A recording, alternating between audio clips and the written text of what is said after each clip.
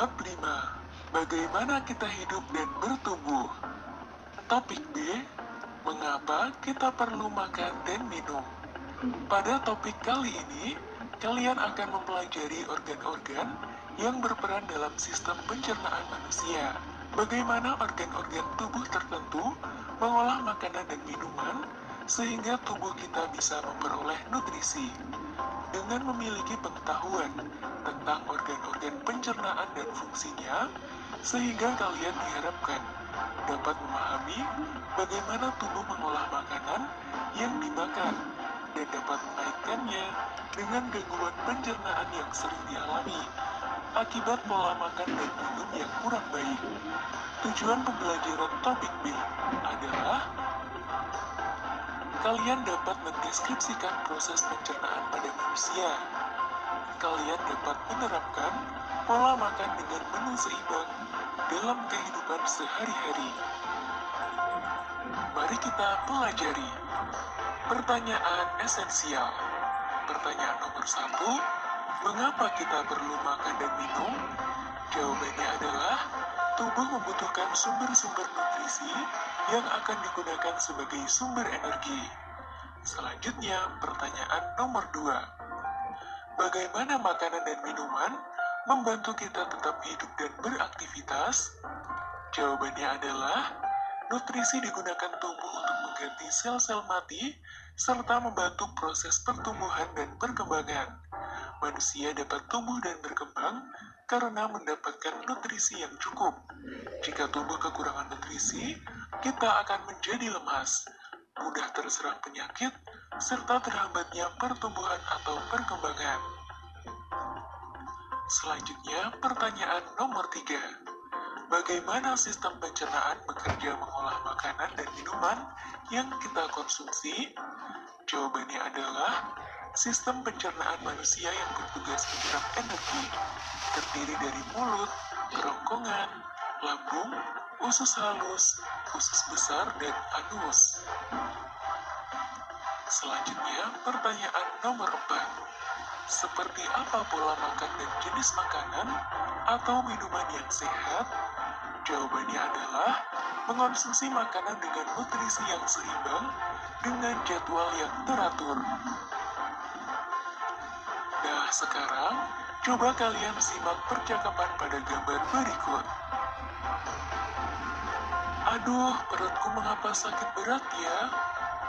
Kamu sih sering tidak sarapan pagi dan suka jajan makanan pedas berwarna tajam di kantin. Makanya, kita harus menjaga organ pencernaan agar tidak sakit.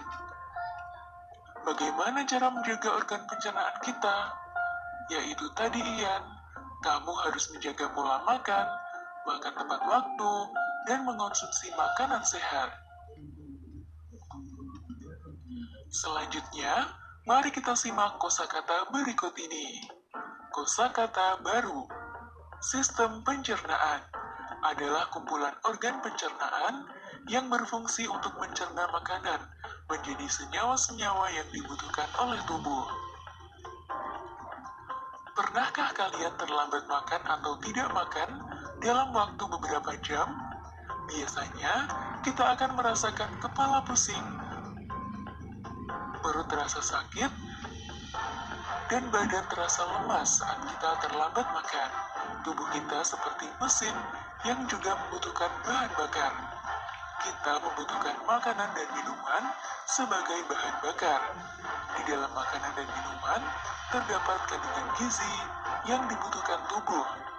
Tapi sebelum gizi tersebut dapat digunakan oleh tubuh, kita perlu mencerna makanan dan minuman terlebih dahulu. Itu sebabnya di dalam tubuh kita terdapat sistem pencernaan. Nah, sekarang mari kita mencoba kegiatan berikut ini. Mari mencoba. Begini cara makanan masuk ke perut kita. Alat dan bahan yang digunakan adalah yang pertama, gunting. Yang kedua, balon berbentuk panjang dan tipis. Yang ketiga, sendok teh. Yang keempat, sepotong roti tawar.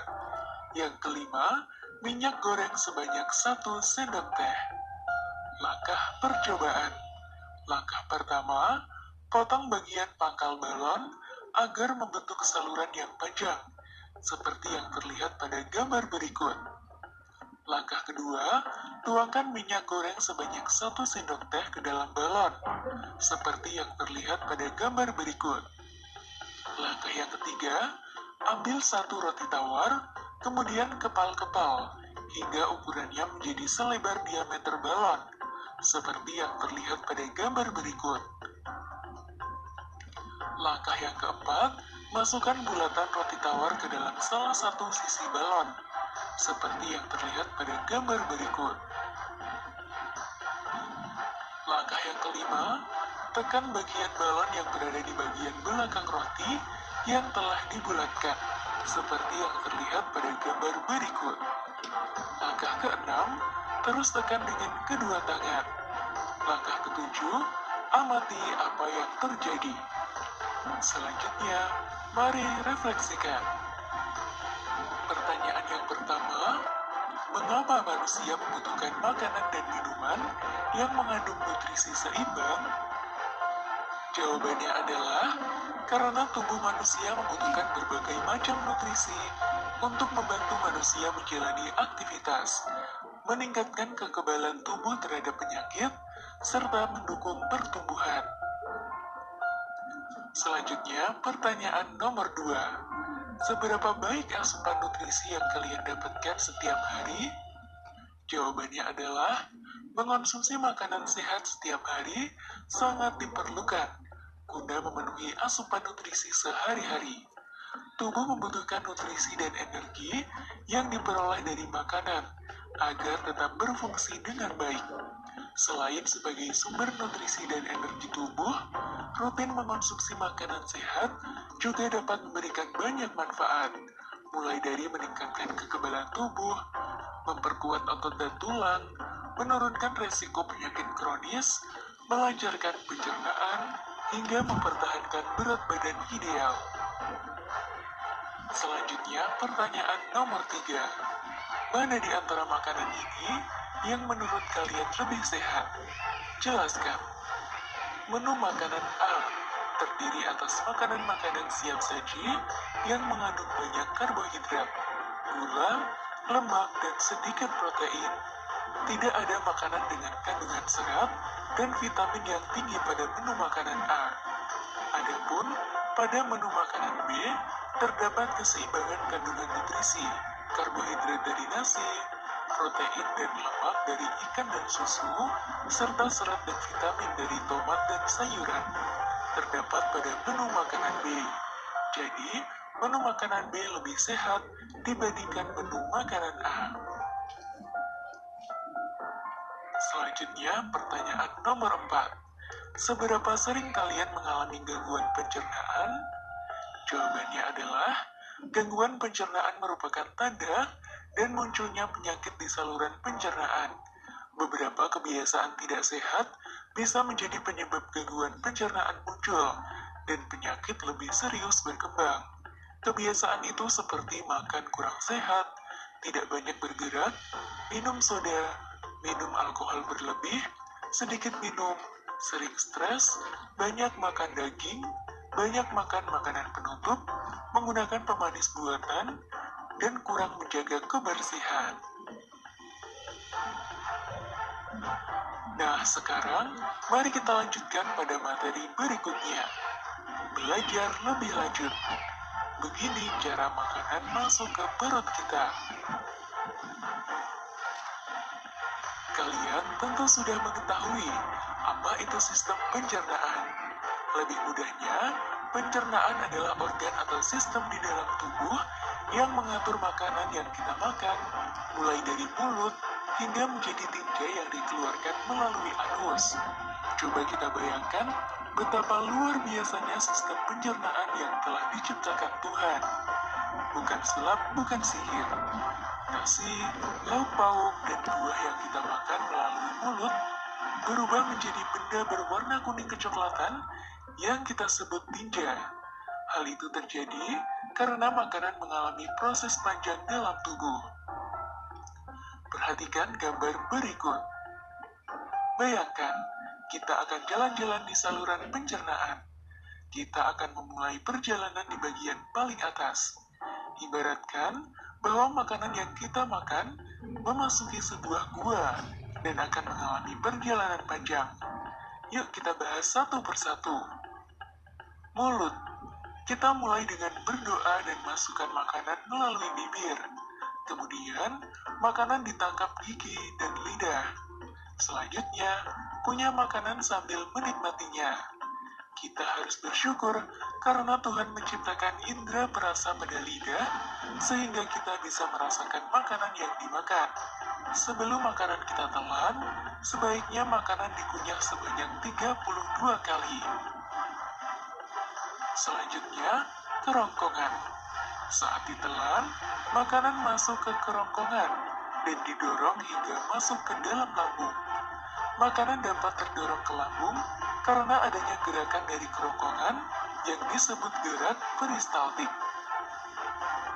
Selanjutnya, lambung. Lambung terletak pada bagian perut tepat di bawah dada kita. Tugasnya menghancurkan makanan yang kita makan. Di dalam lambung ada enzim yang menghancurkan karbohidrat, protein, dan lemak yang ada di dalam makanan. Ada juga asam lambung yang dapat membunuh kuman dan bakteri yang ikut di dalam makanan. Setelah dihancurkan, makanan akan berbentuk bubur atau pasta. Selanjutnya, usus halus. Kemudian bubur makanan masuk ke dalam usus halus. Makanan akan melewati 3 bagian usus halus, yaitu usus 12 jari atau duodenum, jejunum, dan ilenum. Di dalam usus halus terjadi penyerapan sari makanan untuk diedarkan ke seluruh tubuh. Sari makanan akan diubah menjadi energi dan kebutuhan lain di tubuh kita. Selanjutnya, rektum.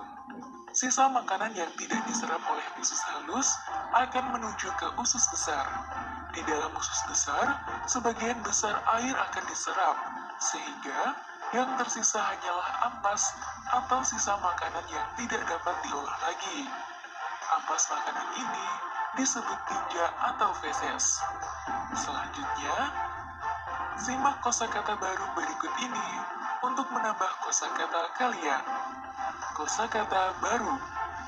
Senzim adalah sejenis senyawa yang membantu terjadinya suatu reaksi biokimia di dalam tubuh. Gerak peristaltik adalah gerakan dalam sistem pencernaan manusia yang merupakan gelombang kontraksi berturut-turut. Selanjutnya, anus. Anus merupakan tempat keluarnya tinja. Organ ini merupakan pintu terakhir dari sistem pencernaan manusia. Di dalam anus, terdapat otot yang dapat menahan feses agar tidak keluar dari rektum jika belum saatnya. Otot ini juga mencegah agar kita tidak buang air besar secara spontan saat tidur. Sekarang, coba kalian simak bacaan berikut dan coba kalian pikirkan. Mengapa kita perlu makan? Mobil memerlukan bensin untuk berjalan. Tubuh kita juga memerlukan makanan untuk bekerja dengan baik. Gizi dalam makanan menyediakan energi dan materi pembangun untuk pertumbuhan serta perbaikan tubuh. Sejak lahir hingga akhir masa remaja nanti, kita terus bertumbuh dan tentu membutuhkan berbagai jenis gizi. Gizi dalam makanan mempunyai peran berbeda dalam proses pertumbuhan. Jika mobil diisi dengan bahan bakar yang salah, maka mobil tidak akan berjalan atau bahkan rusak. Tubuh kita pun demikian. Kita juga harus memasukkan makanan yang sesuai ke dalam tubuh. Pola makanan yang sehat memerlukan menu seimbang, yaitu buah-buahan, lauk pauk, sayur mayur, dan karbohidrat. Mengonsumsi satu jenis makanan saja tentu tidak cukup memenuhi kebutuhan gizi untuk tubuh kita. Mengonsumsi terlalu banyak makanan manis dan berlemak juga dapat menyebabkan tubuh kelebihan berat badan dan rentan terhadap berbagai penyakit. Ada 7 jenis zat-zat utama atau nutrisi dalam makanan yang diperlukan tubuh. Tubuh kita membutuhkan nutrisi tersebut dalam jumlah yang seimbang. Berikut zat-zat utama tersebut. Perhatikan gambar berikut.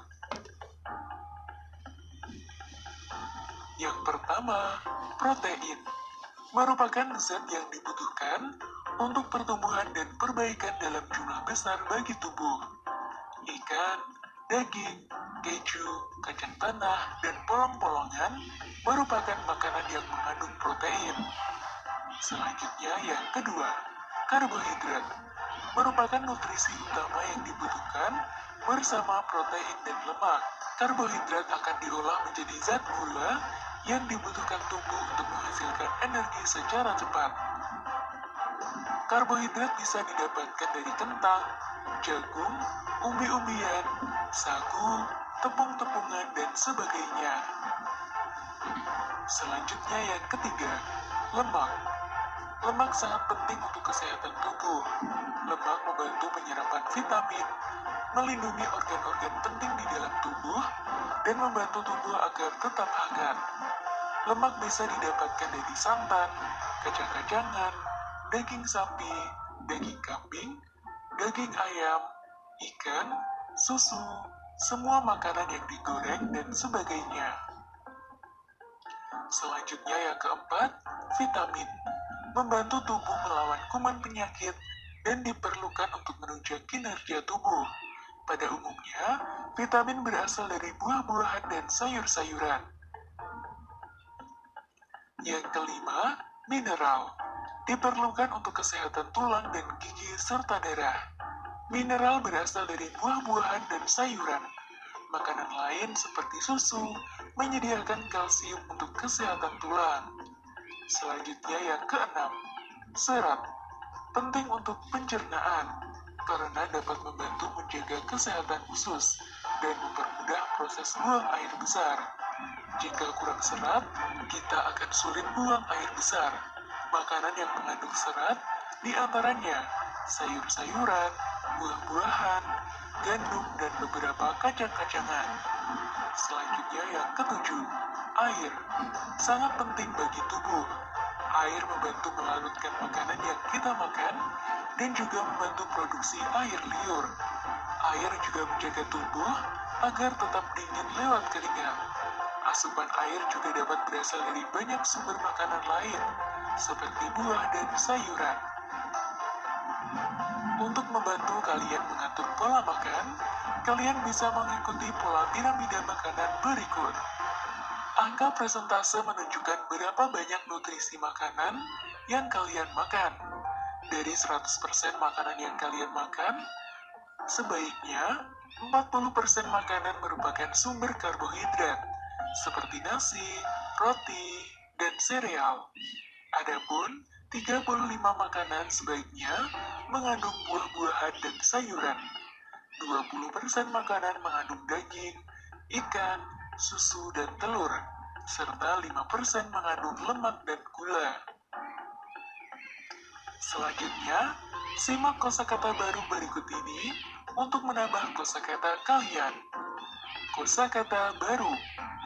Gizi adalah zat makanan pokok yang diperlukan bagi pertumbuhan dan kesehatan badan. Nutrisi adalah ilmu yang mempelajari tentang gizi. Selanjutnya, coba kalian lakukan kegiatan berikut ini. Memilih tantangan. Seimbangkah pola makanku? Makanan yang seimbang memberikan jumlah energi yang cukup untuk pertumbuhan dan perkembangan organ dalam kalian. Untuk pertumbuhan dan perkembangan organ dalam kalian, termasuk otak. Seberapa seimbangkah pola makan kalian? Coba cari tahu dengan melakukan kegiatan berikut. Yang pertama, lakukan pencatatan apa saja yang kalian makan selama 3-5 hari. Yang kedua, contoh catatan makanan. A. Makan pagi. Nasi goreng 1 piring dan telur. B. Jajan roti 1 bungkus dan bakwan 1. C. Minum dalam 1 hari, 8 gelas, 1 cangkir teh manis. Yang ketiga, kalian bisa menyajikan catatan dalam bentuk tabel. Yang keempat, di hari terakhir, pelajaran pada catatan kalian dan membandingkan dengan piramida makanan. Yang kelima, apakah kalian sudah bisa dianggap memenuhi kebutuhan harian? Apa perubahan menu makanan yang perlu kalian lakukan? Apa yang sudah kita pelajari dalam pertemuan ini? Yang sudah kita pelajari dalam pertemuan ini adalah yang pertama, mulut, kelenjar air liur, kerongkongan, lambung, hati, pankreas, usus, dan rektum merupakan kumpulan organ tubuh manusia yang berkaitan satu sama lain membentuk sistem pencernaan. Yang kedua, melalui sistem pencernaan, manusia mengolah makanan menjadi zat yang dibutuhkan tubuh. Yang ketiga, jika kita tidak makan, maka kita akan kekurangan tenaga, tidak dapat menjalankan aktivitas sehari-hari, serta kita tidak akan dapat tumbuh dengan baik. Yang keempat, agar hidup lebih sehat, kita dapat mengikuti pola asupan nutrisi, seperti panduan makanan sehat. Kita perlu menjaga kesehatan organ pernapasan dengan cara teratur, makan makanan yang menyehatkan, tidak merokok, dan menghindari udara. Nah, dari pembelajaran ini, apakah anak-anak sudah paham dengan materi yang telah disampaikan? Semoga kalian dapat memahami dengan baik pembelajaran yang sudah kita bahas kali ini.